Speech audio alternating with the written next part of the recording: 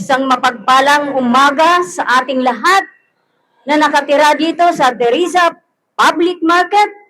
Isang mapagpalang araw sa ating lahat. Maraming salamat sa araw na ito dahil binigyan tayo ng magandang panahon ng ating Panginoon. Wala ng bagyo. Binigyan kami ng pagkakataon upang kami ay pumunta rito sa Teresa Public Market upang magbahagi ng banal na salita. Dito kami dinala ng Holy Spirit upang makinig ng salita ng Diyos.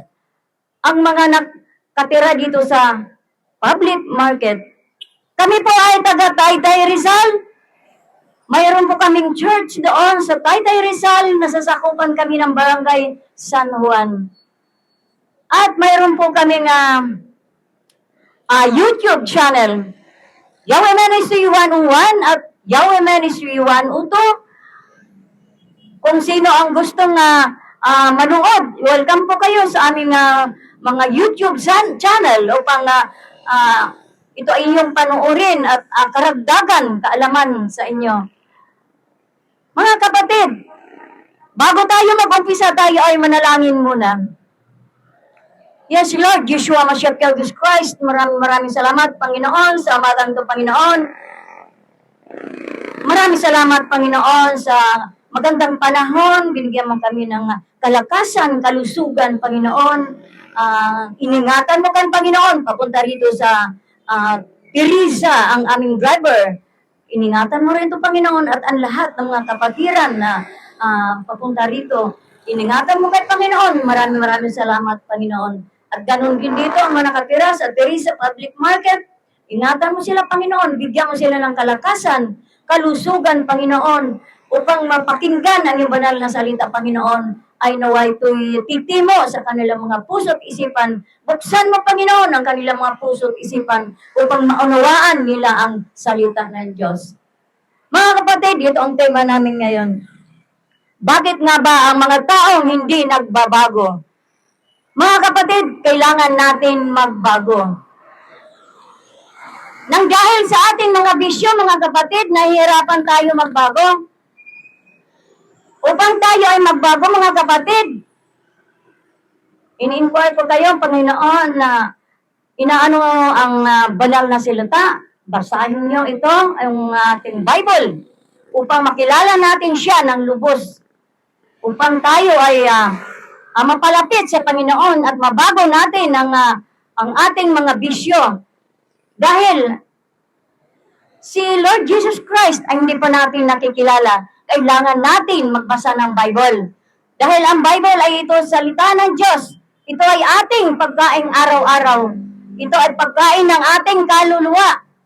Kailangan natin ito basahin, mga kapatid, upang ituwid ang ating mga maling landas. Mga kapatid, ang ating mga maling gawain. Huwag nating kaligtaan yung pagbabasa ng Bible sa halip ng cellphone. Ang ating panuorin. Paglaanan natin ang pansin ang Bible. Mga kapatid, kaya hindi na nagbabago ang ating mga bisyo. Dahil nasa sanlibutan pa tayo, mga kapatid, baguhin na natin ang ating mga pag-uugali. Lalapit tayo sa Panginoon. Dahil ang Panginoon ay nakahandang tumanggap sa mga taong nagbabago, ang nais magsisi sa mga kasalanan. At upang natin makilala pang ating Panginoon, Yeshua Mashiach Jesus Christ, tayo ay magbago, magsisi sa mga kasalanan na ating nagawa dahil ang sabi sa Kabudkaan 20 ng verse 1, ang taong hindi nagbabago ay hindi maliligtas. At ang taong hindi nakikinig ng payo ay mapapahamak. Tandaan nyo yan, mga kapatid. Kailangan tayo makikinig ng banal na salita ng Diyos upang tayo ay hindi mapahamak. At mga kapatid, kailangan natin magsimba din sa araw ng linggo upang pasalamatan natin sa buong isang linggo ang ating mga ginawa, mga kapatid. Binigyan tayo ng 7 araw ng ating Panginoon upang Ang 6 na araw, ito ay gamitin natin sa pagtatrabaho. Kahit anong gawin natin sa ating mga gawain. Ngunit, ang 7 araw ay ibigay natin ito sa Panginoon. Dahil ito ay banal na araw. Ito ay para sa Kanya lamang. Araw na ng pagpapahinga niya. Kaya mga kapatid, tandaan niyo yan. Ang Diyos ay humihiling sa atin na pagbigyan siya sa araw ng linggo. Pupunta tayo sa simbahan upang magpasalamat tayo sa nakamit natin mga biyaya, mga kapatid. Unang-unang ating pasasalamatan sa Panginoon Yeshua, HaMashiach Jesus Christ, ang ating kalakasan, kalusugan, mga kapatid. Yan ang ating unang pasasalamatan, ang ating mga kalusugan. Dahil pag hindi tayo binigyan ng kalusugan ng Panginoon, nasaan tayo ngayon? Nasa ospital. At pangalawa, ang magandang hangin, ang sariwang hangin na binigay sa atin ng Panginoon.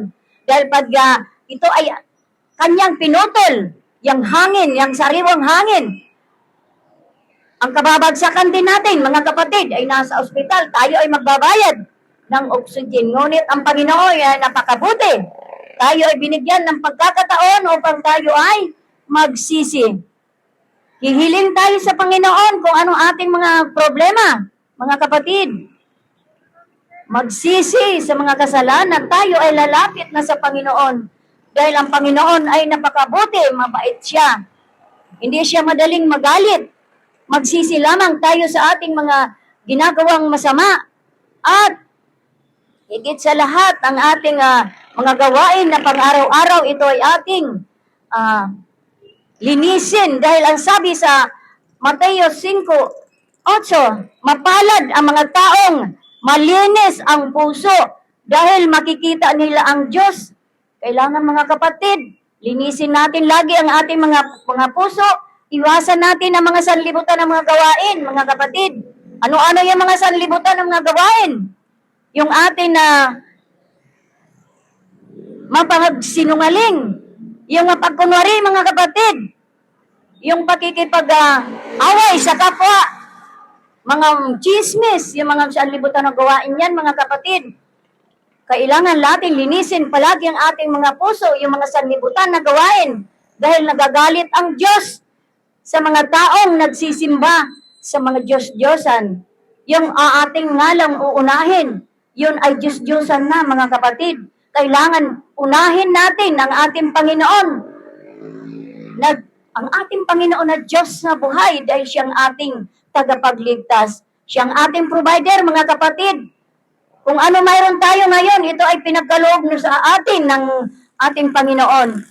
Kaya kung wala siya, mga kapatid, wala tayo ngayon dito sa atin, kinatatayuan. Kaya kailangan natin, pagsisihan natin, mga kapatid, ang ating mga ginagawang kasalanan. Layuan na natin ang ating mga ginagawang hindi kalugod-lugod sa Panginoon.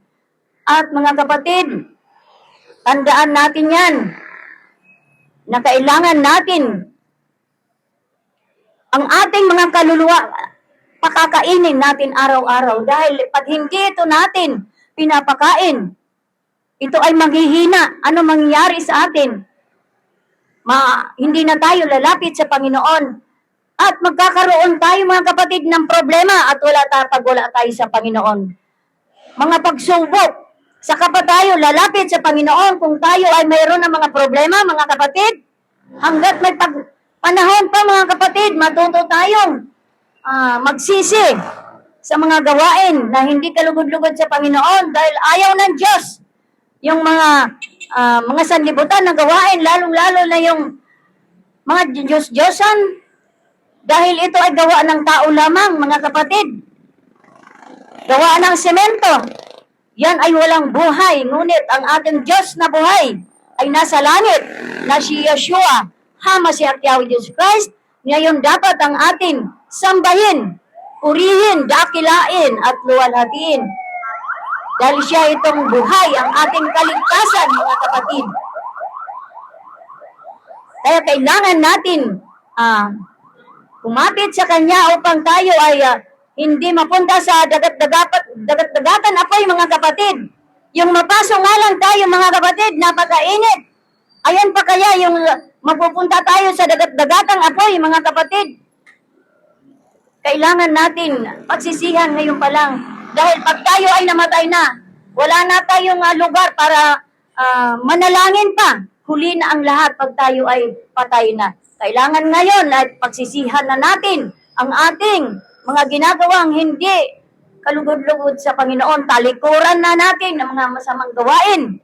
Mga kapatid, magbago na tayo. Mga Diyos-Diyosan, dahil ang sabi na Exodus 20 verse 3, huwag magsimba sa ibang Diyos maliban sa akin. Mga kapatid, ang ating Panginoon Diyos ay mapanibuguin. Ayaw niya na magsimba tayo sa ibang Diyos. Siya lang dapat ang ating sambahin dahil siya itong ating Diyos na buhay. Hindi yung mga Diyos-Diyosan.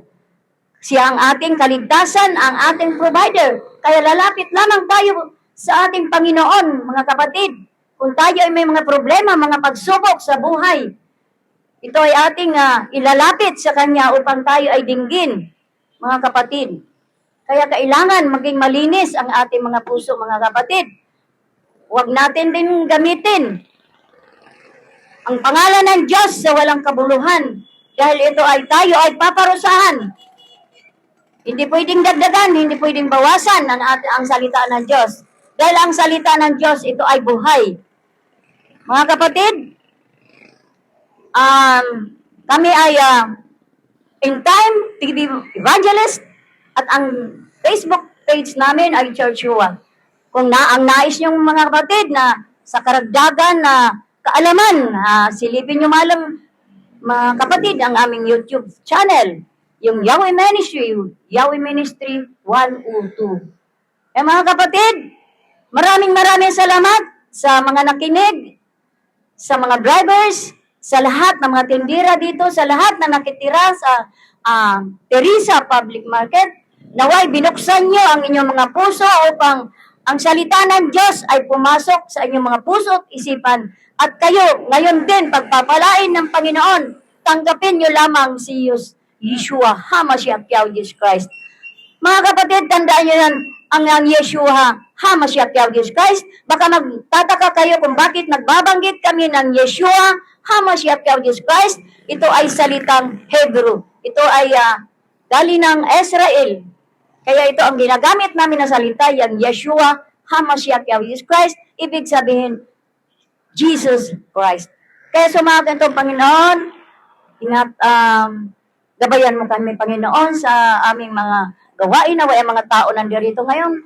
Basbasan mo sila, Panginoon. E-bless mo ang bawat isa sa kanila, Panginoon, sa lahat na nakikinig.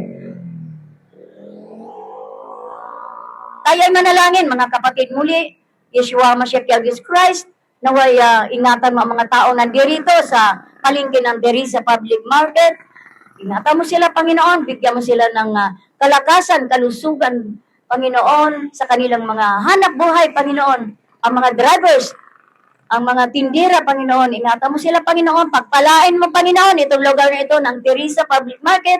Bigyan mo sila ng pag-ibig, kagalakan, kapayapaan, upang sila ay maging kalugod-lugod sa iyo, lalapit sila sa iyo, Panginoon, at magsisi sa kanilang mga kasalanan. Kaya sa umamin ito, Panginoon, maraming salamat, Panginoon.